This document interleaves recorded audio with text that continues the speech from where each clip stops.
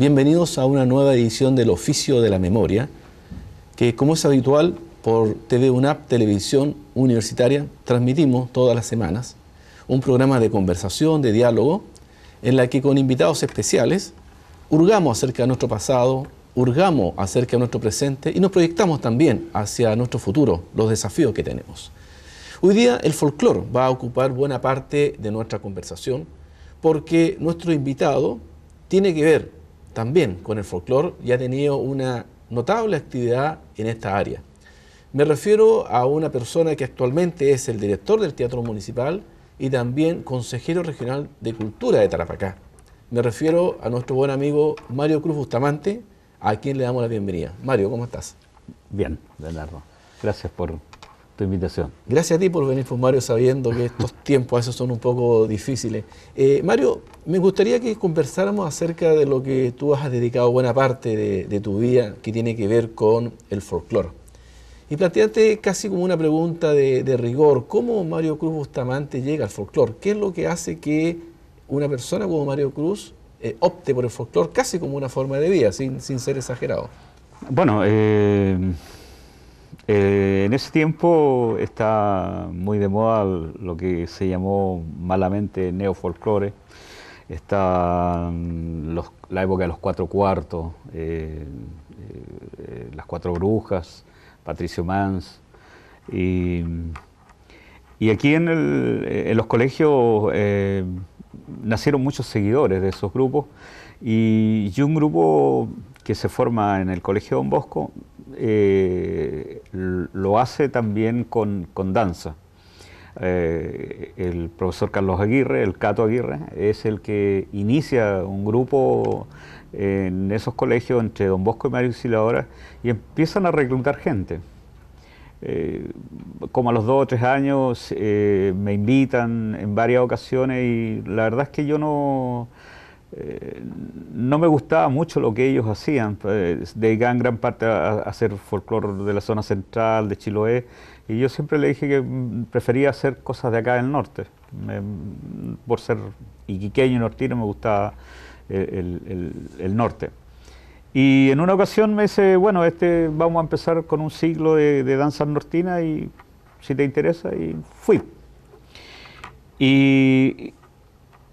Ahí, bueno, fuera de tener a profesora a Carlos Aguirre, el Pajarito Figueroa, que le llamaban, que era un profesor del Magisterio de Iquique, Tommy Rojas, entre ellos, nos enseñaron danza y fue, yo creo que Figueroa el que me insistía mucho en que tenía que tratar de saber lo que hacía y para tomar personajes y todo ese tipo de cosas.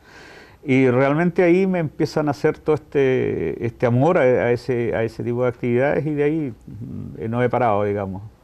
En ese tiempo tú vivías en la calle La Torre. En La Torre.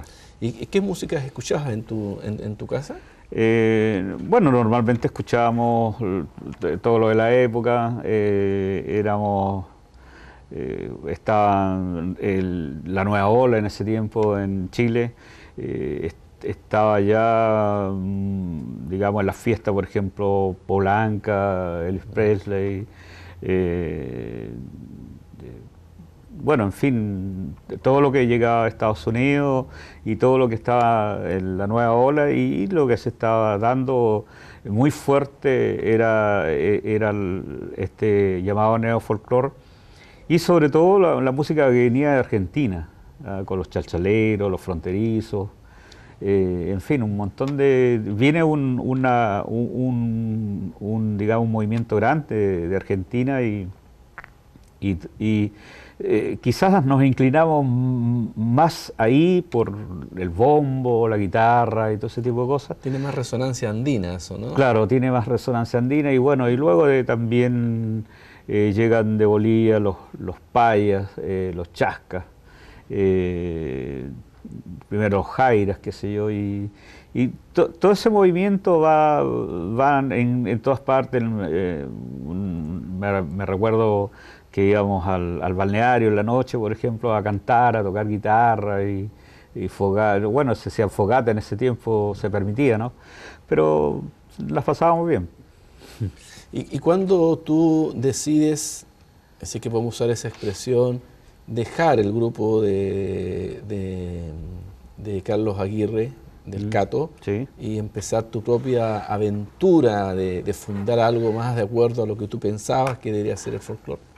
Bueno, eso es una casualidad. La verdad es que, eh, digamos, yo cuando empiezo a bailar, en ese tiempo las presentaciones de los grupos eran bastante largas. No como ahora, que son de 15 minutos, 10 minutos.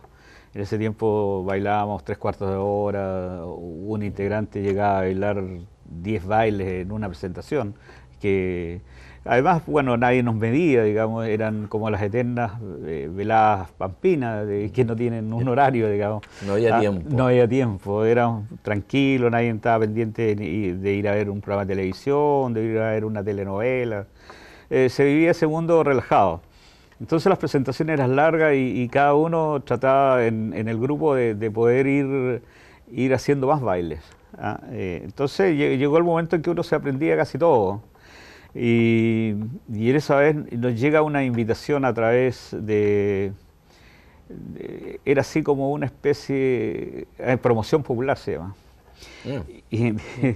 Y ellos organizaban un festival a través de todo Chile y lo hicieron en su primera versión Talagante, y lo nombran como capital del folclore.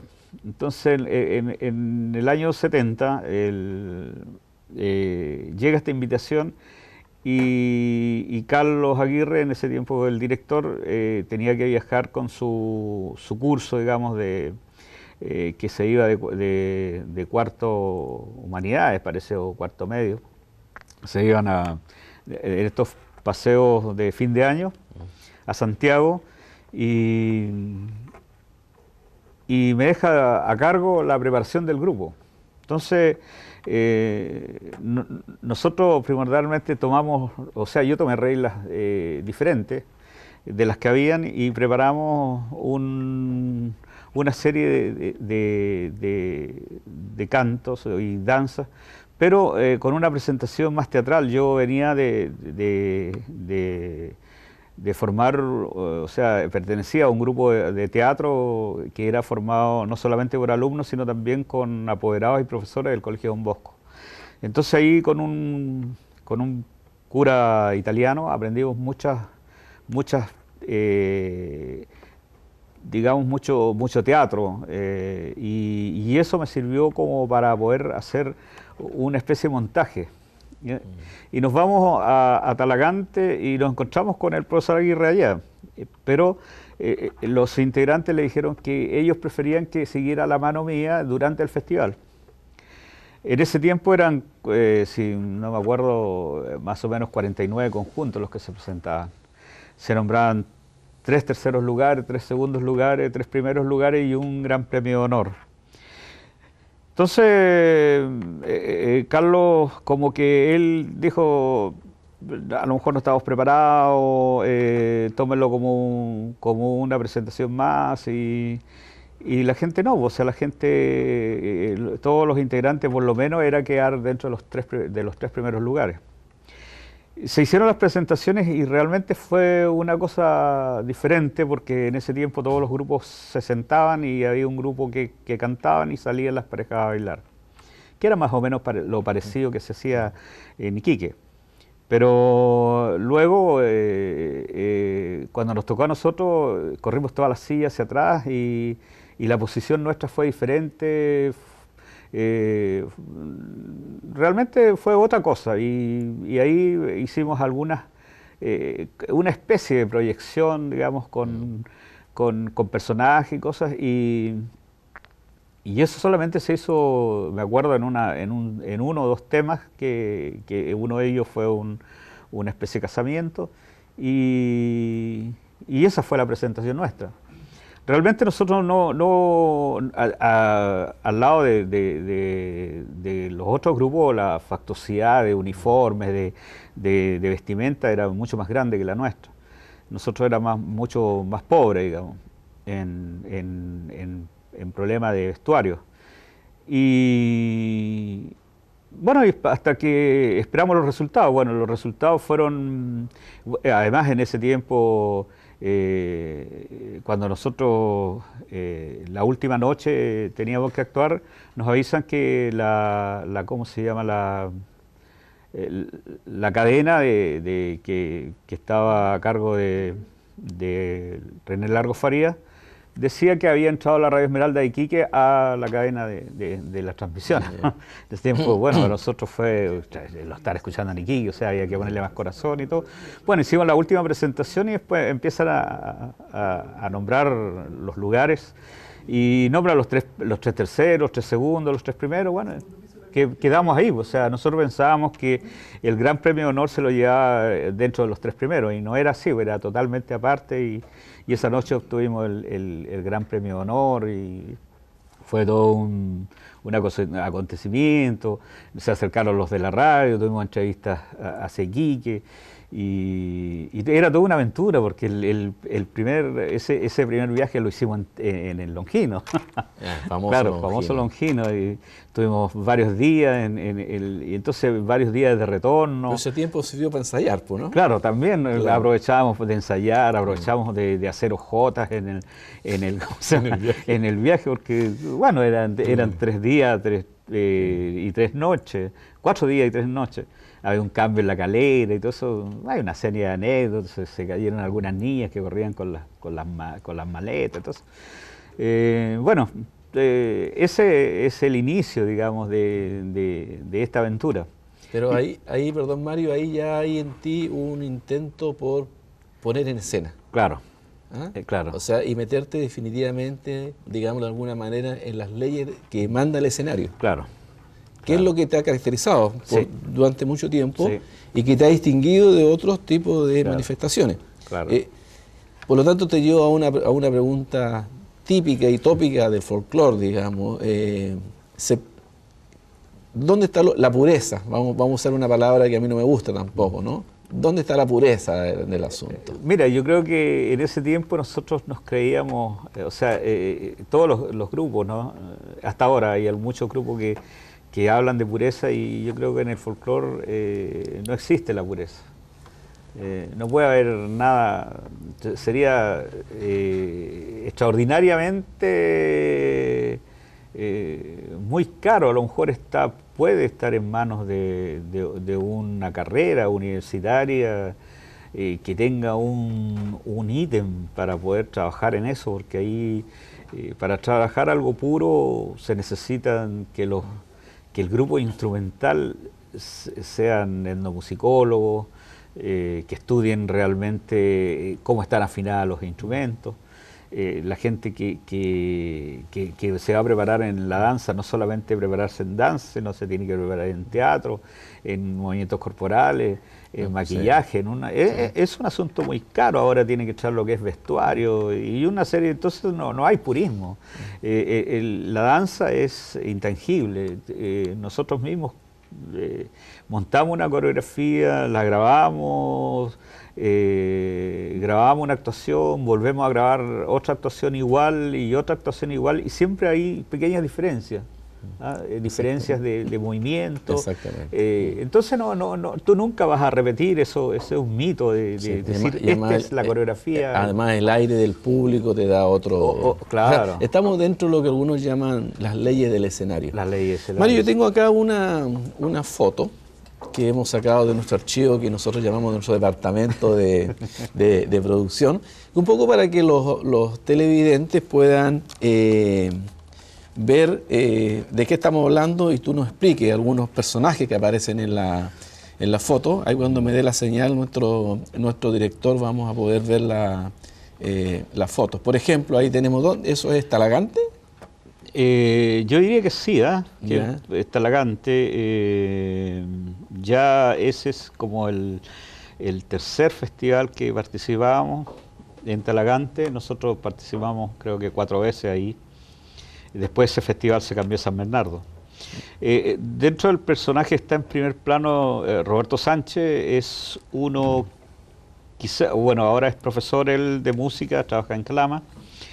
Y en ese tiempo fue uno de los que más aportó a la diablada, a la primera diablada de Iquique, en cuanto a que él aprendió a bordar los trajes, incluso nos enseñó a nosotros el hacer máscaras, máscaras de diablo que le ha enseñado el Goyo. Y a la vez como era estaba esto en pañales, en ese tiempo las diabladas aquí en Iquique llevaban más o menos alrededor de 12 años, claro, entonces no estaba todavía no había una pureza como la que hay, por ejemplo, ahora se puede distinguir una diablada tarapaqueña fácilmente. Y en ese tiempo recién estaban en evolución, sobre todo le ponían algunos personajes, pero siempre había algo de historia detrás de eso. Sí. Había, digamos, siempre ha estado inspirada en las diabladas de Bolivia. Pero el nacimiento de esto nace acá. Pero volvamos a la foto porque ¿sí? quiero que los televidentes vean otra imagen donde aparece nuestro invitado, digamos, y que tiene que ver un poco con toda la majestuosidad de los trajes, que en ese tiempo eran ya majestuosos, imagínate. Sí. Imagina cómo sería ahora, digamos, ¿no? Allá, por ejemplo, ¿dónde está Mario En Cruz? El extremo, digamos, el extremo derecho de la pantalla, mirando al público. ¿Ya? ¿Y la dama de blanco que está ahí, las cholas? Ella es Bati Bravo, y detrás está el chico Vivero. El chico Vivero, ¿no?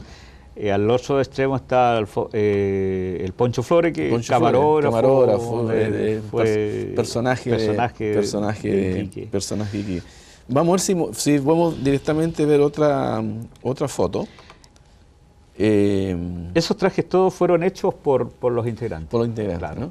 Aquí claro. tenemos una visión de gran parte del conjunto, niñas y niños jóvenes de la época, ¿no? Sí. Yo ubico, por ejemplo, tú me puedes corregir arriba, por ejemplo, el segundo es el Manuel Montesino, ¿no? Sí. El Chechi. Montesino, sí. ¿Ya? El moreno es Susano, el gordo Susano. El gordo Susano, ya. Claro, el de las bandas. También por la vegetación de atrás, suponemos que... Claro. O es Pica o el sur. No, eso es Talagante. Talagante, claro. Bueno, abajo también está Roberto Sánchez, está la Batilda, está el Vivero. El Vivero, ¿no? Claro, es que no lo distingo mucho de acá en el monitor. Dime una cosa, ¿y ya cuándo empiezan a llamarse los de la costa derechamente? O sea, nace con los de la costa como el año 64, por ahí, 65, como un grupo de 4 integrantes, 5 integrantes, que en ese tiempo estaba el Francisco Bretón, era uno de ellos, Claudio Sánchez, que ahora es ingeniero, estudió en Rusia, de los que me acuerdo de ese tiempo. Yeah. Bueno, por supuesto el Cato Aguirre. Y de ahí nace, en las presentaciones de esto, nace de agregarles un poco, como bueno, además que ellos tenían seguidores, María Auxiliadora, y las niñas que querían bailar. Me acuerdo de Rosa Pozo, quizás de ese tiempo. Actrices, ¿no? Actrices. La Flora Flores, creo que fueron los que armaron este grupo de danza y fusionan las alumnas de María Auxiliadora y Don Bosco.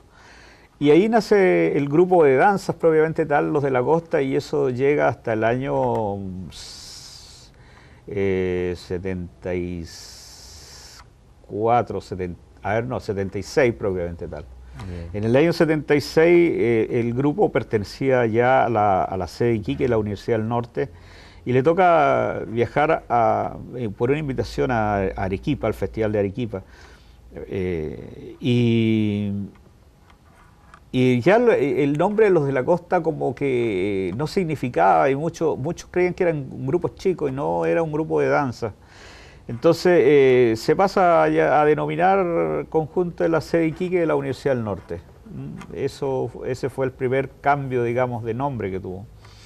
Luego, cuando la universidad cierra aquí sus puertas en la ciudad, el grupo queda, digamos, sigue funcionando y pasa a llamarse Araj Pacha. Y como Araj Pacha funciona hasta el año 87, digamos, 89 conmigo.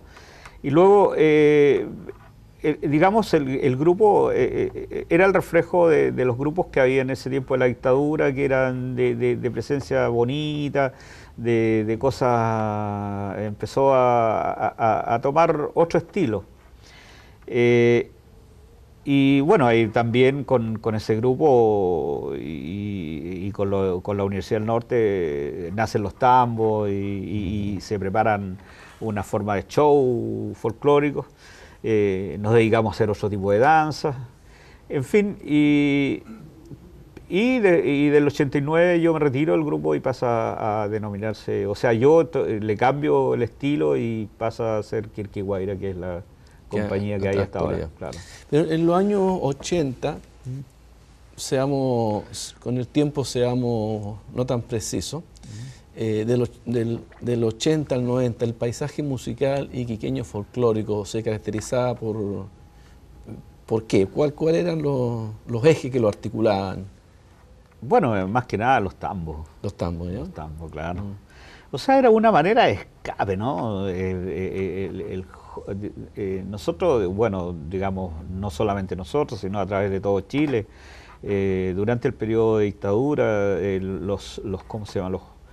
Todos estos grupos, digamos, pasan a ser hay una colación, incluso infiltraban gente, cuando uno llamaba a integrantes, infiltraban gente, aparecían jóvenes tocando acordeón y guitarras, y bueno, cuando nosotros empezábamos con los ensayos, empezaba la parte nortina como que no les gustaba eso, o sea, cumplían su rol y se retiraban, o sea, y realmente no veían nada extraordinario, sino solamente, ¿cómo se llama?, digamos, aprendiendo lo que nosotros hacíamos, ¿no? Ya. Y ese periodo además está caracterizado por la presencia de algunos conjuntos folclóricos como los pilcheros, por ejemplo, claro, que tienen que ver con una propuesta de música más latinoamericana, ¿no? Claro. Ahí, bueno, se nace, digamos, obligatoriamente el grupo se divide. Para poder hacer un show, digamos, teníamos que tener 2, 3, 4 elencos y además la parte musical también. Entonces, dentro del grupo, digamos, de músicos, se dividieron en 3, 4 grupos y se hizo una estudiantina, se hicieron los pilcheros, se hicieron un grupo que se llamó Los Amarantos, que era una imitación a los hermanos Sañarto. ¿Ah? Sí. Y entre los que cantaban ahí. Ahora los pilcheros, ellos, digamos, su gran estilo, digamos, que ellos lo toman de los fronterizos, de Argentina, de los tucutucos y de los lazos que es la inspiración, digamos, de Raúl Sáez, que en ese tiempo era el director artístico, y Raúl le gusta el trabajo que hace el director de los lazos y lo va copiando, incluso gran parte de su repertorio, como mensaje, eran temas que eran del grupo Los Lazos, que era un grupo que no era muy conocido, digamos, acá en el norte, porque ellos eran del otro extremo de la Patagonia. Y por eso, y bueno, hubieron temas que marcaron, no había tambo que no se cantara, por ejemplo, Tristeza del Porqué. Un clásico. Un clásico. Mensaje, la canción Con Todo.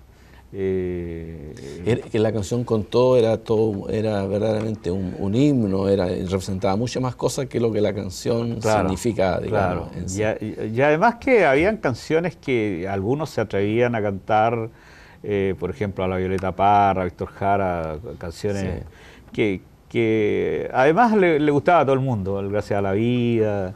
Y llega toda esta onda de la trova cubana. Entonces también muchos solistas empezaron a cantar a Silvio Rodríguez y cantar a Silvio Rodríguez, a pesar que algunos no sabían, ni siquiera sabían la interpretación, digamos, del mensaje que tenían, claro. Pero era como era ser osado. Era ser osado, exactamente. Claro, voy a cantar Ojalá. Sí. Mario, ese tema y otros más lo vemos en la segunda parte porque ya nos llegó la hora. Sí. Tuvimos un llamado telefónico de un televidente antes hacer alguna corrección o algún aporte. Claro. Así que transmitimos desde la Biblioteca Central de la Universidad Arturo Prat, nuestro set natural. Esperen un momento y ya regresamos con el oficio de la memoria con Mario Cruz Bustamante. Cuando la memoria era el libro y la palabra un río que bajaba. TV UNAP está presentando Del abuelo al padre y del padre al hijo. El oficio de la memoria. Como es habitual, estamos de vuelta ya en el oficio de la memoria, en este espacio de conversación sobre la memoria, sobre la historia, sobre el folclore, sobre el deporte y literatura. Hemos conversado de teología, de fotografía, de teatro. Y estamos en nuestro ambiente natural, que es la Biblioteca Central de la Universidad Arturo Prat, nuestro set natural. De ahí entonces los libros que nos acompañan, que son los libros de consulta de nuestros estudiantes. Y como decíamos en la primera parte, estamos conversando con Mario Cruz Bustamante acerca del folclore, acerca del conjunto Los de la Costa, acerca de la década de los 80 a los 90, que significó, por ejemplo, que la Universidad del Norte de ese entonces se convirtiera en un gran referente, un gran articulador de mucha gente que encontraba en los tambos, en el bodegón, por ejemplo, entre otros lugares, una instancia de participación en la cual la gente de una u otra manera cifraba algún sueño, alguna esperanza, en momentos que eran bastante duros para, no solamente para los ámbitos económicos, políticos, sino también para la creación artística, para la música. Mario, en ese tiempo entonces, claro, tú lo decías muy bien, hoy día interpretar a Silvio es casi, no constituye ninguna osadía, pero en ese tiempo era así que era bastante duro, ¿no? Sí, sí. Silvio Rodríguez, Pablo Milanés, Amaury Pérez, creo. Noel Nicola, todos aquellos que circulaban en cassette clandestinos. Por supuesto, claro, mucho, o sea, todo eso, toda la trova en ese tiempo lo sacaban de cassette clandestino, no había circulación, digamos, de venta. Yo creo que la gente, no sé, pero de una u otra forma, yo creo que acá en Chile, ese cassette pirata de Silvio Rodríguez, el primero que llega a Chile, yo creo que es lo que más se ha pirateado, si hablamos del punto de vista del pirata. Porque donde pongo la llave, te doy una canción, claro. Todos son realmente clásicos. Claro. Mario, dentro de los 80, yo te preguntaba por el tema de los pilcheros, te preguntaba por el conjunto Los de la Costa. ¿Por qué? Porque hay sensación, y le pasa lo mismo con el tema del deporte, que son como temas que a pesar, o digo no, tan mala palabra, a pesar, que cruzan toda la vida colectiva, pero sin embargo no son objetos de reflexión, no son objetos, digamos, de una mirada mucho más sistemática, claro. Cumpliendo una función muy importante. Ahora, en la época del 80 al 90 es una época mucho más delicada, ¿no? Claro. Pero ¿qué elementos tú rescatas del 80 al 90 que te haya servido para tu accionar ahora como director o como miembro del Kirky Guaira, por ejemplo? Yo creo que lo que más rescato es la producción. O sea, hacer un programa un programa familiar. Era como a lo mejor llamémoslo, un poco copiado de lo que eran los grandes programas de televisión en vivo. Nosotros no teníamos cámara, pero funcionábamos como que si hubieran cámaras en ese tiempo. Y creo que ahí se reunía, primero fueron los jóvenes, después la familia completa. Y era una actividad donde participaban no solo, o sea, digamos, jóvenes, sino familias, iba la familia completa, o sea, con niños y todos bailaban.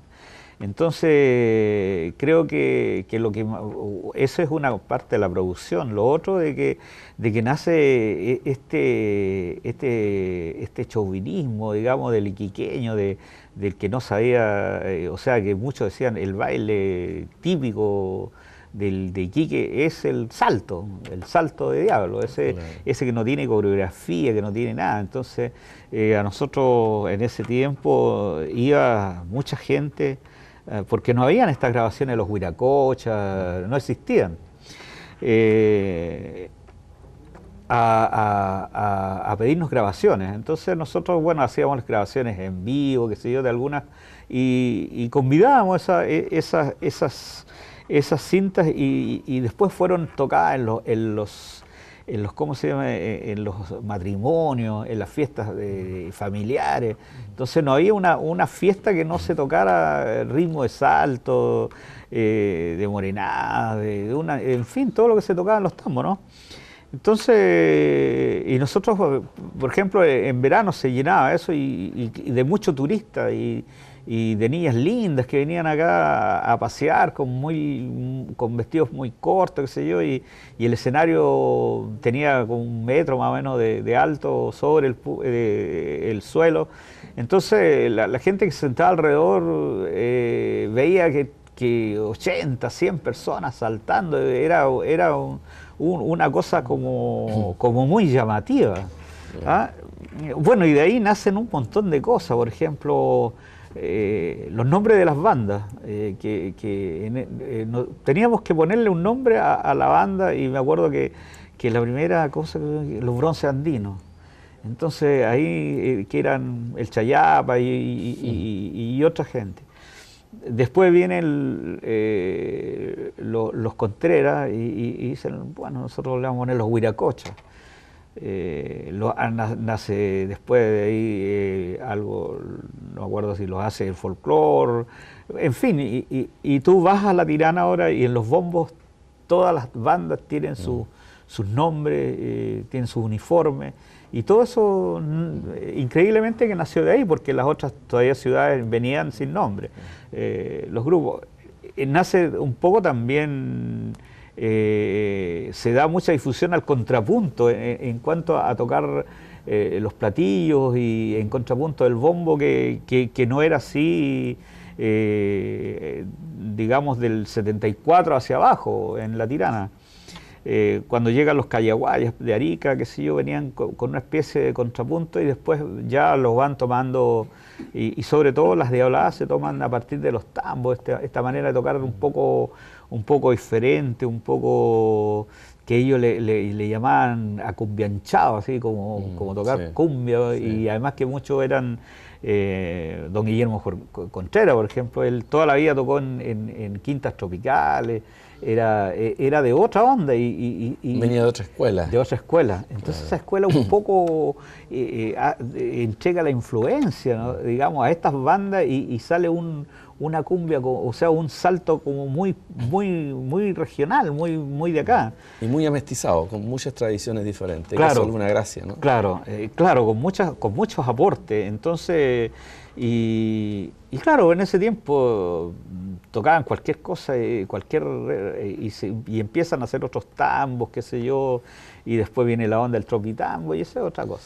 Pero no hay que olvidar también, Mario, que del 80, digamos del 73 al 80 y tanto, que es la época de la dictadura, el folclore nortino es declarado prácticamente clandestino. Claro. Porque ponía en duda la idea de la chilenidad producida en Santiago con los guasos, las arpas, sí, y escuchar música andina era prácticamente un desafío a esa nacionalidad estrecha que se define en Santiago. Claro.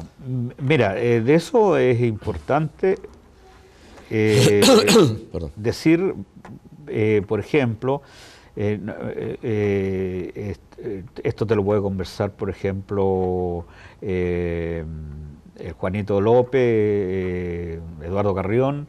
A nosotros nos llamaron la primera vez, el director, en ese tiempo no me acuerdo si era como director de educación, el puesto que ahora es el Ceremi, que era don Mariano Correa. Y él nos llama y nos dice que hay que celebrar hay que hacer el 18, qué sé yo, y que era el año 74, pero acá no hay folclore del norte, no hay charango, no hay quena, porque eso es político. Entonces nosotros ahí nace una discusión y le dijimos que no, porque él no conocía lo que realmente era el norte. Nosotros hacíamos cachimbo y todo eso, era de acá propiamente de esta tierra. Entonces nos permiten hacer ciertas cosas, pero muy disimulado, tocar una quena, un charango. Ahora prácticamente la dictadura obliga, por ejemplo, a los famosos ballets de dictadura, con el bafón, el bafoche, e incluso nosotros hemos sabido que llegaron a ¿cómo se llama?, hacerle cirugía estética a las niñas para que se vieran iguales, se vieran mejor. Entonces, y mostrar claro, una postal, digamos. Entonces no era el reflejo de lo que pasaba acá. Volviendo un poco al pasado, si me da el director Sergio la imagen, tenemos una foto que es una foto donde dice: integrantes del Conjunto Folclórico Los de la Costa, quienes regresaron de Santiago luego de participar en el tercer Festival Nacional de Folclore en esta ciudad. El conjunto de la Universidad del Norte logró el máximo galardón al quedar ubicado en la categoría A, que significa estar en condiciones de participar en cualquier evento de esta naturaleza, tanto a nivel nacional como internacional. En el grabado los jóvenes posan para el Estrella de Iquique luego de su arribo a esta ciudad. Y estamos ahí, me da la impresión por la rueda que está atrás a la izquierda, estamos, me parece, en lo que hoy día es la Casa Coyahuasi. La Casa Coyahuasi, claro, que era la Universidad del Norte. Claro, el Museo de la Universidad del Norte. Que es donde ustedes ensayaban, ¿no? Claro, nosotros ensayábamos ahí, digamos, en la noche, en el hall central, y o sea, eso ensayamos la parte de danza, y en un segundo piso ensayamos la parte musical, que después pasa a ser la oficina de extensión de la universidad. Mario, en tu recorrido por el folclore, ¿algún maestro, algún inspirador, alguien que tú digas, mira, me llevó por aquí, le hice caso hasta cuando había que hacerle, porque a los maestros hay que hacerle caso hasta cierto punto, después ya no? Pero así hay que guardarle agradecimiento. Claro. ¿Alguien así que a ti te haya significado? Bueno, en la parte de aquí del norte, creo que fue Freddy Taberna que me dice: Mario, ¿tú crees que eso es el folclore nortino? Si no conoces el altiplano, todavía no vas a mostrar algo de los Aymaras. Entonces, Freddy Taberna, claro. Después Gabriel Martínez. Trabajamos con Gabriel y fuimos a Isluga, Cariquima. Después, bueno, también Jorge Checura, bueno, el Cato que había empezado con él. También la influencia que tuvimos a través de Carlos Aguirre, del Magisterio de Iquique, del grupo Magisterio. Y bueno, después en lo que es respecto al folclore nacional, está Héctor Pavés, Víctor Jara, Pedro Arévalo, la Margot Loyola, Raquel Barro, Jorge Cáceres, en fin, hay varias personas que influyeron en muchas cosas, pero el problema es el siguiente, que nosotros siempre seguimos un patrón como un patrón mío, y que yo nunca me di cuenta. Y una vez que nos alejamos de los festivales y todo eso, y desaparecimos de ahí, del Festival de San Bernardo. Yo me acuerdo que el último festival fuimos en el año 89, y ahí nos dicen el grupo, qué sé yo, usted es Mario Cruz, y usted era el que siempre traía cosas diferentes, y se reunieron un montón de directores y querían conversar cómo eran los montajes, cómo se hacía un montaje acá del norte. Entonces, bueno, realmente ahí uno se da cuenta de cómo manejaba las situaciones. Y yo me acuerdo que en ese festival presentaban al final del festival una imagen de todo Chile. Entonces lo dividían en el norte, centro, sur. Y la parte nortina siempre la dejaban al último. ¿Ah? Y me dice, bueno, tú te vas a tener que hacer cargo de la imagen del norte. Y me acuerdo que en esa vez eran entre varios de los grupos que habían entre Iquique y Arica, más o menos eran como alrededor de 185, creo, integrantes. Y había que ponerlo en una escena a todos. Entonces, el otro montaje lo hacía Iranio Chávez y eso lo hacía en la parte de Chiloé y Jorge Cáceres lo hacía en la parte central. Bueno, la verdad es que para mí... Personaje potente. Claro, y para mí no fue difícil, o sea, yo me acuerdo que tuve con los directores una reunión de mesa y les marqué el escenario, les dije, mira, ustedes va a entrar este grupo primero, este otro acá, y hicimos todo un hilado de una presentación a través del bombo y eso iba a marcar como la pauta de entrada de cada grupo y lo que tenía que hacer, y hicimos una imagen completa del norte chileno. Y realmente fue la que más gustó porque y ellos no entendían cómo manejábamos el escenario sin haber ido a marcación, y ellos marcaron todo. Yeah. Entonces era por la experiencia que había, de una forma habían ido copiando del estilo en la cual nosotros habíamos trabajado. Mario, cuando tú hablas de puesta en escena, cuando tú hablas de algunos cambios que lo de la costa hacen al folclore regional, yo te quiero mostrar una imagen acá donde aparece un ritual andino, sí, y donde hay algunos personajes, por ejemplo, ahí lo estamos viendo. En primer lugar, ahí está el Waldo Silva, ¿no? Carlos Silva. Carlos Silva, sí. Carlos Silva, claro, Carlos Silva. Ahí es una ceremonia típicamente andina, inspirada solamente en Cariquima o en Isluga, ¿no? Las mujeres con el axo, claro, el alférez. Sí, estaban los alférez ahí. Yeah. Ese, digamos, es una fiesta del altiplano que presentábamos en los festivales y nosotros buscábamos, por lo general, para algunos, digamos, algunos personajes, la gente que tenía menos capacidad de baile. ¿Ah? Yeah. Porque se necesitaba, por ejemplo, representar a un cacique o a un alférez que no fuera un bailarín muy... La autoridad es sobria, andina. Claro, entonces más sobrio, más reposado, sin ser viejo, ¿no? Claro. Pero ese reposo que tiene el hombre andino, entonces eso lograba el éxito, pero no era que eran los primeros bailarines. Bueno, no existía tampoco un primer bailarín. Aquí tenemos otra imagen de 4 mujeres del conjunto folclórico también, que están vestidos a la usanza de las cuyacas. Ahí también hay algunas conocidas, bueno, de izquierda a derecha la Batilde Bravo, que es la que me prestó las fotos, que ella sale siempre, ¿no? Ella siempre sale, pero incluso estaba un poco pudrosa, tenía mucho más fotos, y entonces me prestó solamente estas, ¿no? Ya. Pero eso también un poco habla de cómo de alguna manera ustedes ayudan a universalizar el folclore nortino, sí, digamos folclore, en este caso la tirana, claro, hacia una zona que es prácticamente desconocida, ¿no? Claro. Pero con el rigor, del escenario, el rigor, sí, de la puesta en escena, claro, que es distinto. Sí, sí.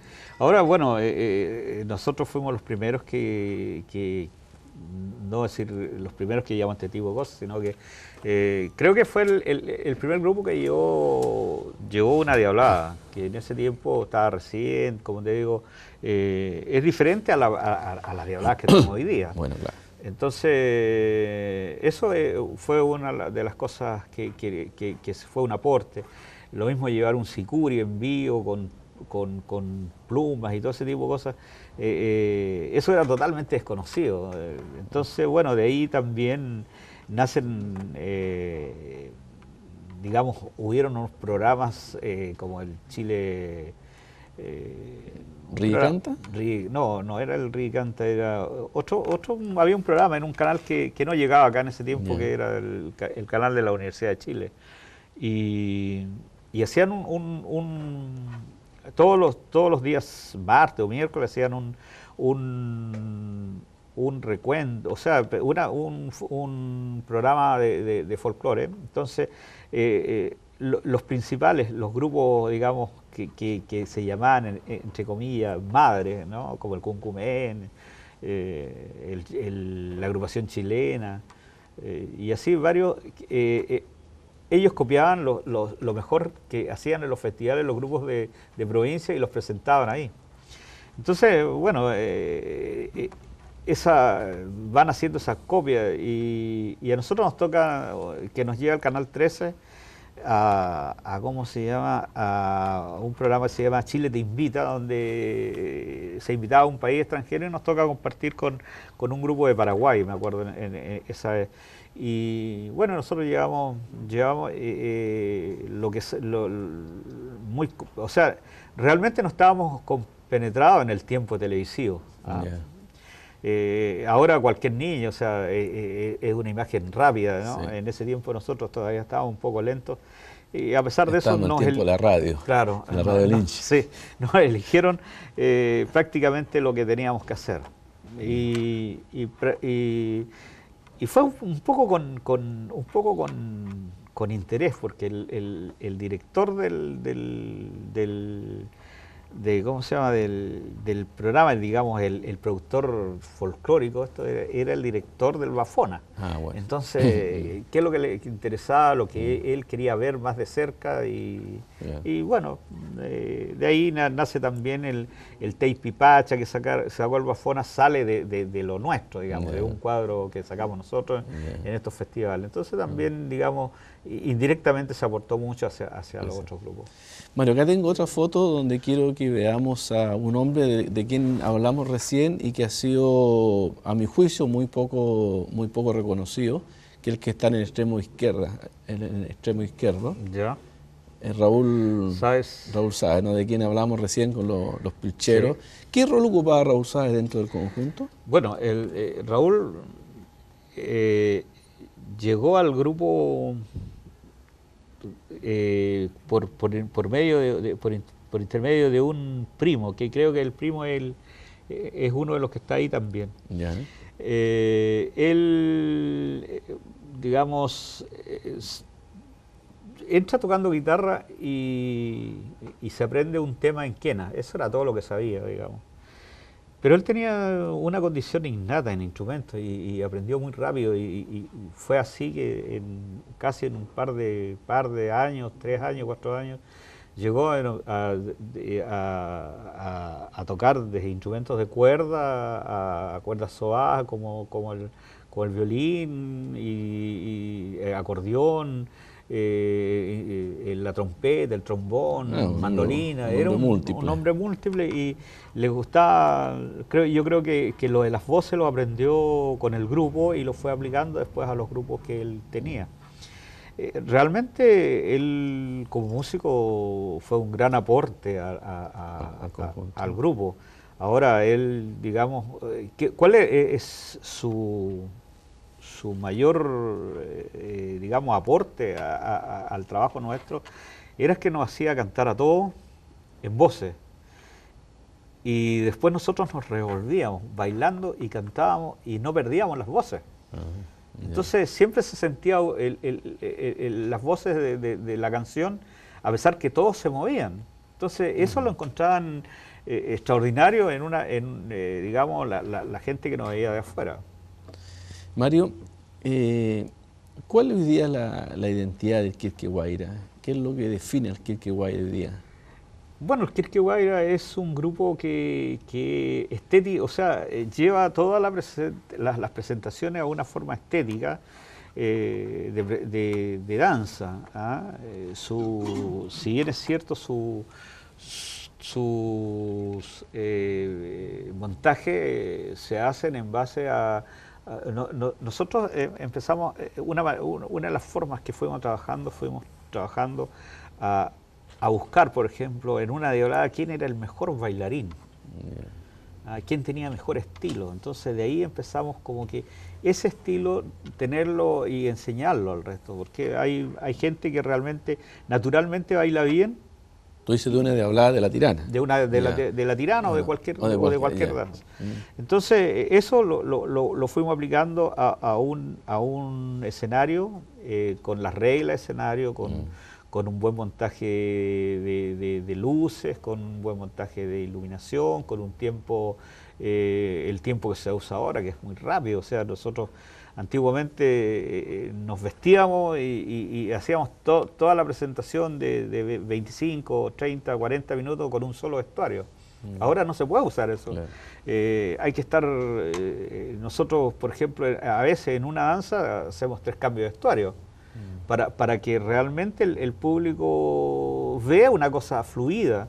Y muchas veces nosotros hacemos presentaciones de 1 hora y media, que realmente la gente dice, no, pero si es tan corto, no, es 1 hora y media. O sea, hay todo un dinamismo escenográfico. Claro, y una preparación diferente, más, bueno, ahora, es que realmente uno va aprendiendo con el tiempo.